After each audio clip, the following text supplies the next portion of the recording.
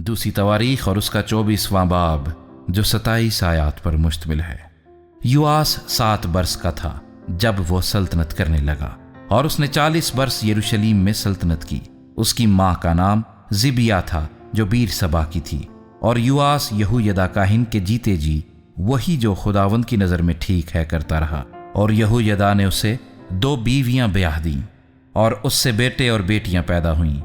اس کے بعد یوں ہوا کہ یواس نے خداوند کے گھر کی مرمت کا ارادہ کیا، سو اس نے کاہنوں اور لاویوں کو اکٹھا کیا اور ان سے کہا کہ یہودا کے شہروں میں جا جا کر سارے اسرائیل سے سال بسال اپنے خدا کے گھر کی مرمت کے لیے روپیہ جمع کیا کرو، اور اس کام میں تم جلدی کرنا۔ تو بھی لاویوں نے کچھ جلدی نہ کی۔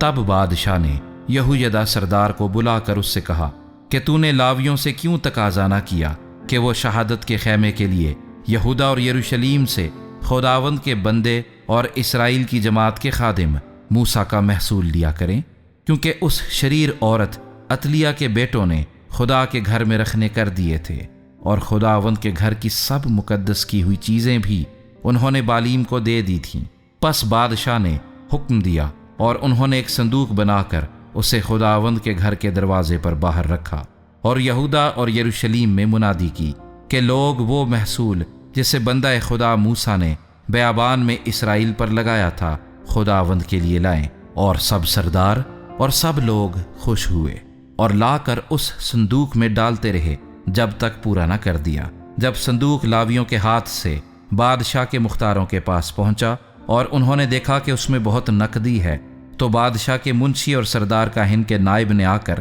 صندوق کو خالی کیا اور اسے لے کر پھر اس کی جگہ پہنچا دیا، اور روز ایسا ہی کر کے انہوں نے بہت سی نقدی جمع کر لی۔ پھر بادشاہ اور یہویدا نے اسے ان کو دے دیا جو خداوند کے گھر کی عبادت کے کام پر مقرر تھے، اور انہوں نے سنگ تراشوں اور بڑھئیوں کو خداوند کے گھر کو بحال کرنے کے لیے، اور لوہاروں اور ٹھٹیروں کو بھی خداوند کے گھر کی مرمت کے لیے مزدوری پر رکھا۔ سو کاریگر لگ گئے اور کام ان کے ہاتھ سے پورا ہوتا گیا، اور انہوں نے خدا کے گھر کو اس کی پہلی حالت پر کر کے اسے مضبوط کر دیا، اور جب اسے تمام کر چکے تو باقی روپیہ بادشاہ اور یہویدا کے پاس لے آئے، جس سے خداوند کے گھر کے لیے ظروف یعنی خدمت اور قربانی چڑھانے کے برتن اور چمچے اور سونے اور چاندی کے برتن، اور وہ یہویدا کے جیتے جی خداوند کے گھر میں ہمیشہ سوختنی قربانیاں چڑھاتے رہے۔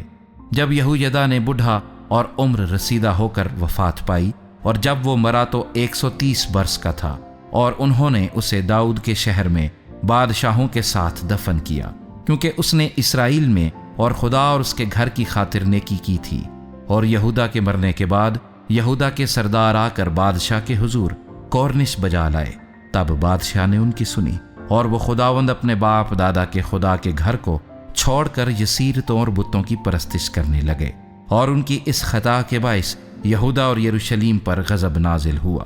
تو بھی خداوند نے نبیوں کو ان کے پاس بھیجا تاکہ ان کو اس کی طرف پھیر لائیں، اور وہ ان کو الزام دیتے رہے، پر انہوں نے کان نہ لگایا۔ تب خدا کی روح یہویدا کاہن کے بیٹے زکریا پر نازل ہوئی، سو وہ لوگوں سے بلند جگہ پر کھڑا ہو کر کہنے لگا، خدا یوں فرماتا ہے کہ تم کیوں خداوند کے حکموں سے باہر جاتے ہو کہ یوں خوشحال نہیں رہ سکتے؟ چونکہ تم نے خداوند کو چھوڑا ہے، اس نے بھی تم کو چھوڑ دیا۔ تب انہوں نے اس کے خلاف سازش کی، اور بادشاہ کے حکم سے خداوند کے گھر کے صحن میں اسے سنگسار کر دیا۔ یوں یواس بادشاہ نے اس کے باپ یہویدا کے احسان کو جو اس نے اس پر کیا تھا یاد نہ رکھا، بلکہ اس کے بیٹے کو قتل کیا، اور مرتے وقت اس نے کہا خداوند اس کو دیکھے اور انتقام لے۔ اور اسی سال کے آخر میں ایسا ہوا کہ ارامیوں کی فوج نے اس پر چڑھائی کی، اور یہودا اور یروشلیم میں آ کر لوگوں میں سے قوم کے سب سرداروں کو ہلاک کیا، اور ان کا سارا مال لوٹ کر دمشق کے بادشاہ کے پاس بھیج دیا۔